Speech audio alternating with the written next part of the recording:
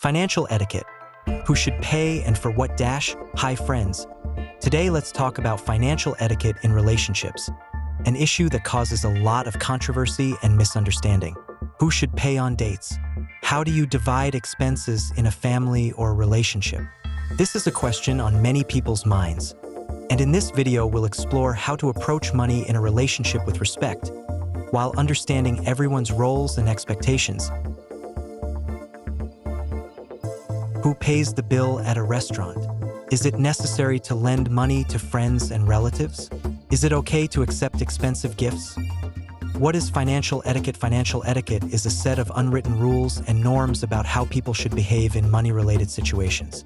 According to a Bank of America survey, 71% of Americans believe that social etiquette related to money exists, with respondents saying there are situations in which they are unsure how to behave appropriately. Here are the questions they have: how to give and receive gifts. People are often gift givers and gift receivers, but feel differently in each of these roles. Research shows that givers prefer to choose something expensive to show they care, while the joy of gift recipients doesn't always correlate with the cost of the gift. Economist Joel Waldvogel conducted an experiment in which he found that gifts lose 10 to 33% of their value in the eyes of the recipients. Meanwhile, a poor choice of gift can even ruin a relationship. How to calculate the budget for a gift. Therefore, here is what you should pay attention to when choosing gifts. Take into account the interests of the giver. Psychologists advise to pay attention to what can please the recipient, not the giver and the environment. You should not give in to your own desire to cause a wow effect, stand out from the rest of the guests, and get a portion of attention. This advice also applies to a gift that you are preparing for a person who earns more than you. Often, when choosing a gift for such people, we are oriented not on the interests of this person, but on his income. That is, we can choose an expensive gift to the detriment of our budget, just to not fall in the mud. In fact, the person most likely will not pay attention to the cost of the gift, which means that it was possible to give something less expensive, but more meaningful to him. Emphasize practicality. People prefer useful and necessary things, even if they look unimpressive. For example, you can choose a certificate to the giftee's favorite store or to some masterclass. Avoid excessive originality. Simple but familiar gifts bring more joy than unexpected solutions. You can even give the same gifts year after year. For example, always the same type of chocolates if the recipient likes them. Pay attention to the packaging. Overly decorated gifts can inflate the recipient's expectations and lead to disappointment if the gift turns out to be simpler than the packaging. Choose one expensive gift. If you want to give a nice lavish gift, it is better not to add a trifle to it, as it can worsen the impression. This phenomenon is called the giver's paradox. Ask about preferences. Asking the recipient about their wishes can improve the impression of the gift. Don't forget the value of a monetary gift. Money can be a good gift, as many people prefer to choose what they really want. For example, it is preferable to give money at a wedding. According to research, newlyweds with the gift money cover the costs of the celebration or spend it on joint purchases. But mothers do not like it when children give them money, because they think that the child just did not want to look for a gift that they will like. Choose tangible gifts for children. Children between the ages of 3 and 12 prefer toys more than experiences or events. They'll love a trip to the water park, too, but will quickly forget it. Teenagers, on the other hand, like adults, value experiences more. Choose one of the following strategies that suits you best. Determine how much money you are willing to spend on gifts this month. Make a list of everyone you plan to give gifts to: spouse, parents, friends, coworkers. Rate the importance of each person on a scale of 1 to 10. Add up all the estimates. Divide the budget by the resulting sum. For example, if the sum of the grades is 35 and the budget is 20, then divide 20,000 by 35 and round the result. You get 571. Act with etiquette.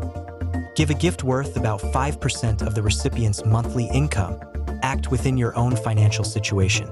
If you are on a tight budget, simply match the cost of the gift to what you can afford. Honeymooners and those who have invited you to their party will be more excited about your participation in their celebration than the cost of the gift itself. Organize a collective gift. The idea is to gather several people who also want to congratulate someone. Everyone can chip in to raise the total amount and present it in one envelope. The same applies to a wedding gift. Even if the gift is not a good one, express your gratitude by looking directly into the giver's eyes. Open the gift in front of the giver if possible. Exceptions are large parties where you can delay unwrapping. Show similar emotions for all gifts so as not to offend the givers. The exception is large parties where unwrapping can be postponed. Show similar emotions for all gifts so as not to offend the givers. If the gift was sent or given through others, be sure to express gratitude over the phone or in a message. Offer edible gifts to guests at the event. Sometimes the cost of the gift is significantly higher than expected. In these situations, it is important to consider who the giver is. If the person has the opportunity to make a good gift and you are sure of the sincerity of his intentions, it will be right to express gratitude and note how pleased you are to receive such a surprise. Do not forget that giving a gift is also a joy for a loved one. If you feel that the gift was given with some ulterior motive, for example to create an obligation or to bribe you, it is better to politely thank and then refuse, briefly explaining the reason for your decision. Such explanations are best done in person, trying to be persuasive and sensitive. If you don't want to accept an expensive gift and don't want to offend the giver, offer an alternative. Thank you, but I can't accept such an expensive gift. Let's have coffee together sometime. It would be a pleasure. How to Lend and Pay Back. As Michelle Singletary, financial columnist for The Washington Post and author of Spend Well, Live Rich. How to Get What You Want with the Money You Have points out many financial decisions people make on an emotional level. If someone applies for a loan, it's important to remember you should not lend money to your detriment. That is, an amount that is meaningful to you. If it will be as much support as you can afford, it may be worth considering offering the money as a gift. This will help avoid misunderstandings in the future. And if your friend does pay you back, it will be a nice bonus. If you lend money without written agreements, that is, without a receipt or contract, you should be prepared that the money may not be returned. That is, if the amount you borrow is serious, there is no shame in signing a contract with the borrower and taking a receipt from him. A receipt should be taken from the borrower when you have given him the agreed amount. The receipt should indicate who received the money and when, as well as the terms of repayment. If you do not plan to lend money, in order not to offend the person, you should do not worry and remember that you have every right to control your finances. Speak confidently and clearly about your decisions to refuse. You can voice the reason for refusal, for example, say that you keep the money on deposit, from which you cannot withdraw it right now. But in general, this is not necessary. You can simply say that you do not have any money to spare, without explanation. If the person who asks you for money has already owed you money and has not returned the money on time, this is a reason for refusal. Point to this fact as the reason for your decision. If you borrow money, pay it back on time. If there are difficulties, tell them in advance and discuss how the situation can be resolved, especially if large sums of money are involved. In reality, financial etiquette is not strict rules, but a flexible approach that helps maintain respect and harmony in relationships. Remember, what's most important is to openly discuss your expectations and support each other.